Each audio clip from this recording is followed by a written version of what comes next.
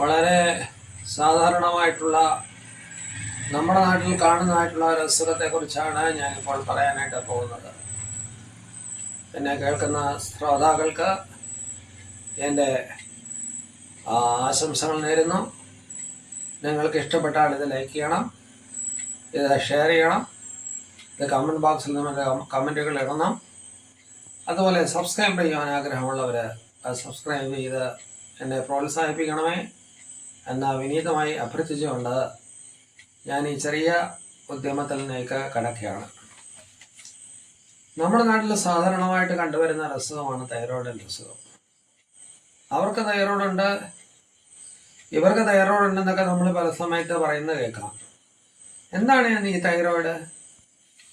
ഈ തൈറോയിഡ് എന്ന് പറയുന്നത് നമ്മുടെ ശരീരത്തിലെ ഏറ്റവും വലിയ ഗ്രന്ഥികളിൽ ഒരെണ്ണമാണ്. വലിയ ഗ്രന്ഥികളെന്നാൽ സൈസ് കൊണ്ട് വലുതല്ല, പകരം അതിൻ്റെ ഫങ്ഷൻ കൊണ്ട് വളരെ വലുതാണ്. അതിന് ഏതാണ്ട് 30 ഗ്രാമിൻ്റെ വെയിറ്റ് വരും. നമ്മുടെ കഴുത്തിൻ്റെ ഈ ഭാഗത്ത് ഒരു ശലഭത്തിൻ്റെ രൂപത്തിൽ നിൽക്കുന്ന ചുമന്ന നിറമുള്ള ഒരു എൻഡോക്രൈൻ ഗ്ലാൻഡാണ് ഈ തൈറോയിഡ് എന്ന് പറയുന്നത്. എന്നാൽ ഈ തൈറോയിഡ് ഗ്ലാൻഡിനെ നിയന്ത്രിക്കുന്ന മറ്റൊരു ഗ്ലാൻഡ് നമ്മുടെ തലയ്ക്കകത്തുണ്ട്. അതിനെയാണ് പിറ്റ്യൂട്ടറി ഗ്ലാൻഡ് എന്ന് പറയുന്നത്. ഈ പിറ്റ്യൂട്ടറി ഗ്ലാൻഡ് വളരെ ഒരു പയറിൻ്റെ ആകൃതിയിൽ നമ്മുടെ ഹൈപ്പോതലാമസിനടുത്ത് സ്ഥിതി ചെയ്യുന്നു. അപ്പോൾ ഈ തൈറോയിഡ് ഗ്രന്ഥി നമ്മുടെ മിക്ക ഓർഗൻസിനെയും, അതായത് നമ്മുടെ മിക്ക അവയവങ്ങളെയും നിയന്ത്രിക്കുന്നു ഒരു പരിധി വരെ. ഇതിന് എല്ലാ കാര്യങ്ങളും, എല്ലാ അവയവങ്ങളെയും അതിൻ്റെ കുറവ് കൊണ്ടോ അതിൻ്റെ കൂടുതൽ കൊണ്ടോ ബാധിക്കാനായിട്ട് കഴിയും. അപ്പോൾ തൈറോയ്ഡ് ഗ്രന്ഥി എന്ന് പറയുന്നത് is called the master of the endocrine glands.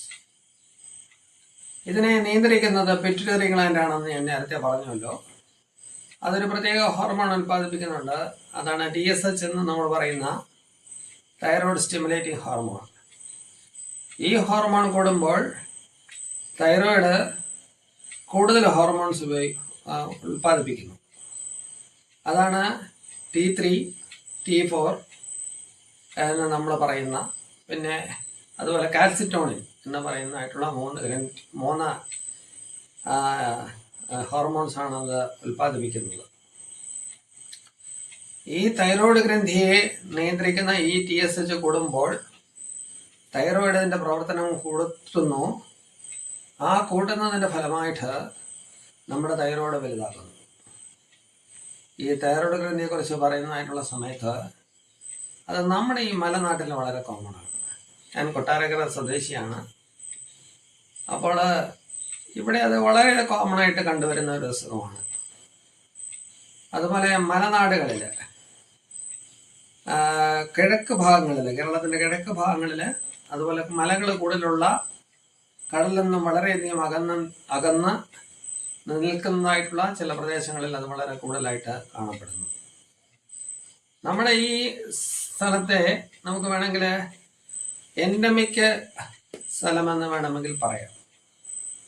അത് കാര്യമായിട്ടുള്ളതിൻ്റെ കാര്യമെന്ന് വെച്ചാൽ നമ്മുടെ ശരീരത്തിലുള്ള അയഡിൻ്റെ ഡെഫിഷ്യൻസിയാണ്.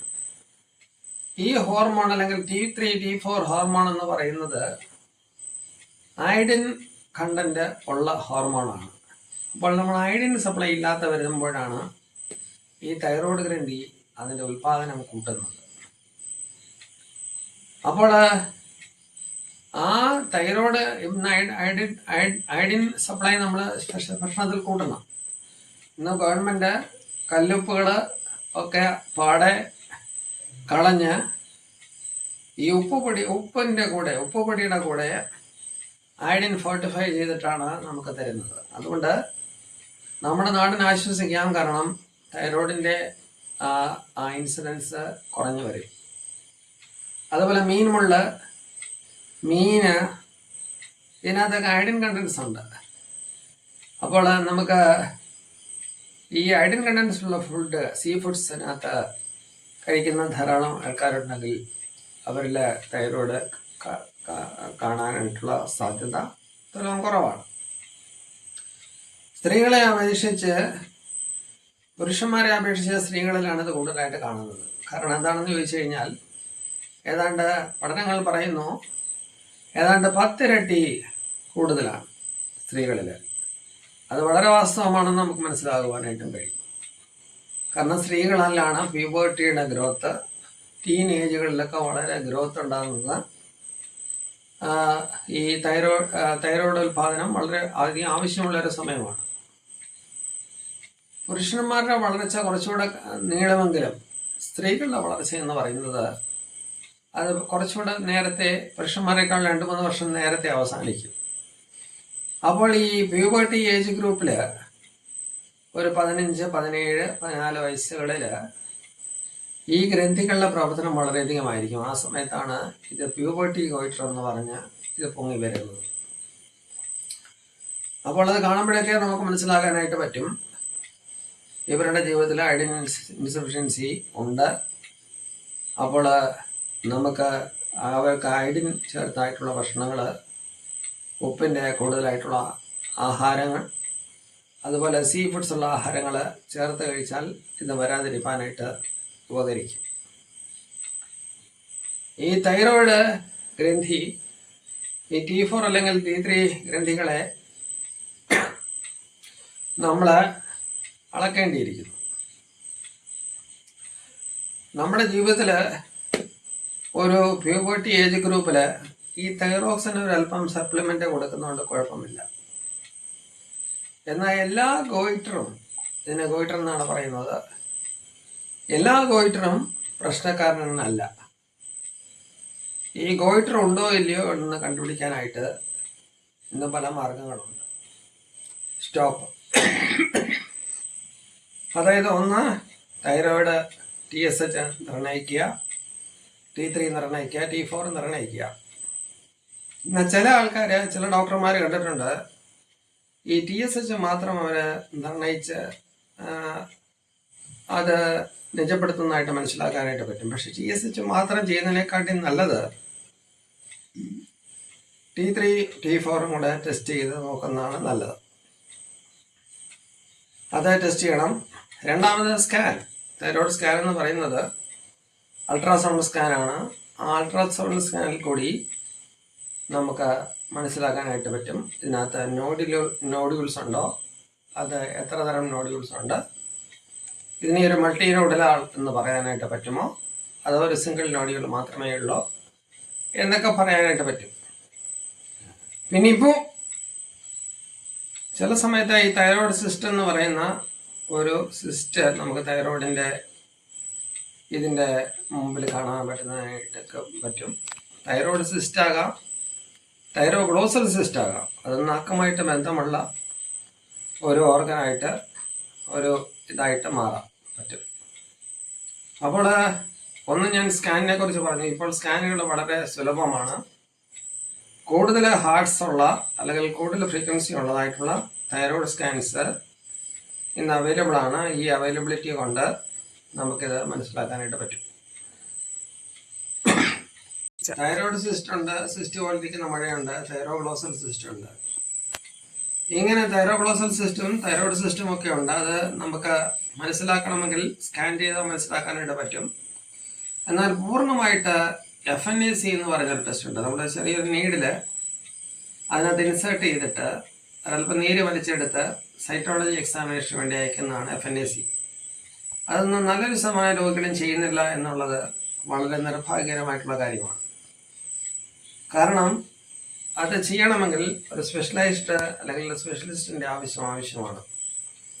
എന്നാൽ ഈ FNACകൾ നമ്മൾ ചർച്ച ചെയ്യുമ്പോൾ ഈ മുഴകൾ അത് യഥാർത്ഥത്തിൽ പ്രവർത്തനം നിലച്ചതാണോ, അത് കൊളോയിഡ് നോഡ്യൂളാണോ എന്നൊക്കെ പറഞ്ഞ് നമുക്ക് അതോ തൈറോയിഡൈറ്റിസ് ആണോ എന്നൊക്കെ പറഞ്ഞ് നമുക്ക് മനസ്സിലാക്കാനായിട്ട് പറ്റും.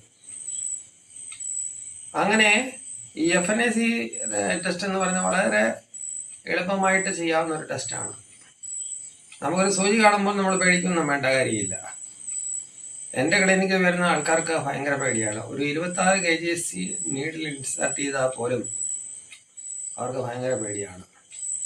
ഇങ്ങനെയുള്ള ആവശ്യമില്ലാത്ത പേടികൾ നമ്മളെ കളഞ്ഞ് ഈ FNAC ടെസ്റ്റിന് നമ്മൾ റെഡി ആവണം.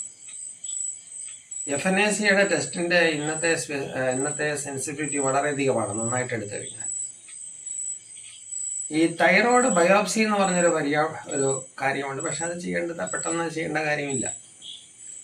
അങ്ങനെ ഈ തൈറോയ്ഡിനെ കുറിച്ച് കണ്ടുപിടിക്കാനായിട്ട് ഞാൻ പറഞ്ഞതുപോലെ സ്കാൻ ചെയ്യുക, ബ്ലഡ് ടെസ്റ്റ് ചെയ്യുക, അതുപോലെ ഈ FNAC എന്ന് പറയുന്നൊരു ടെസ്റ്റ് നമ്മൾ ചെയ്യുക.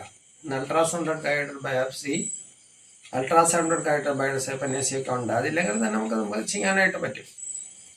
അപ്പോൾ ഈ പറഞ്ഞാൽ അതുപോലെ ഈ തൈറോയ്ഡ് അത് മഴകളെ കുറിച്ച് പറയുമ്പോൾ എല്ലാ തൈറോയ്ഡും നിർജീവമായ മഴകളൊന്നുമില്ല. ചില മഴകൾ ഒരുപാട് ഉൽപ്പാദിപ്പിക്കും, എന്നാൽ ചില മഴകൾ അത് ക്യാൻസർ ആവാനുള്ള സാധ്യതയുണ്ട്. അതുപോലെ ചിലത് വെറും കൊളോയിഡ് നോഡ്യൂളെന്ന് ഞങ്ങൾ പറയും. അത് വളരെ ഇനാക്റ്റീവായിട്ടുള്ള നോഡ്യൂളാണ്. അപ്പോൾ ഈ FNAC ടെസ്റ്റ് ചെയ്ത് കഴിഞ്ഞാൽ മാത്രമേ ഇതിൻ്റെ യഥാർത്ഥമായിട്ടുള്ള കാര്യങ്ങൾ മനസ്സിലാക്കത്തുള്ളൂ. തൈറോയ്ഡ് ഗ്രന്ഥി നമുക്ക് ഒരല്പം പൊങ്ങിയിരുന്നെന്ന് വിചാരിച്ച് നമ്മൾ പേടിച്ചോടേണ്ട കാര്യമൊന്നുമില്ല. ഇരിക്കുന്നൊക്കെ ഇരുന്നോളും.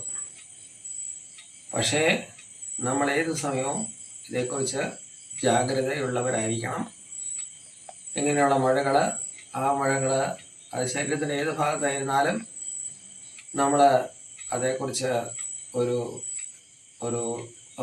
അവബോധം നമുക്ക് ഉള്ളിലുണ്ടായിരിക്കണം. സംശയമുള്ളവർ എൻ്റെ ഈ ഫോൺ നമ്പറിൽ ബന്ധപ്പെട്ടാൽ ഞാൻ അതിന് മറുപടി പറയാം. അല്ലെങ്കിൽ എന്നെ നേരിട്ട് സമീപിച്ചാൽ ഞാൻ നിങ്ങളുടെ ചോദ്യങ്ങൾക്ക് മറുപടി പറയാം. എന്നെ ഇതുവരെയും കേട്ടായിട്ടുള്ള പ്രിയപ്പെട്ട ശ്രോതാക്കൾ ലൈക്ക് ചെയ്യുക, കമൻറ്റ് ബോക്സിൽ കമൻറ്റ് ഇടുക, അതുപോലെ സബ്സ്ക്രൈബ് ചെയ്യുവാൻ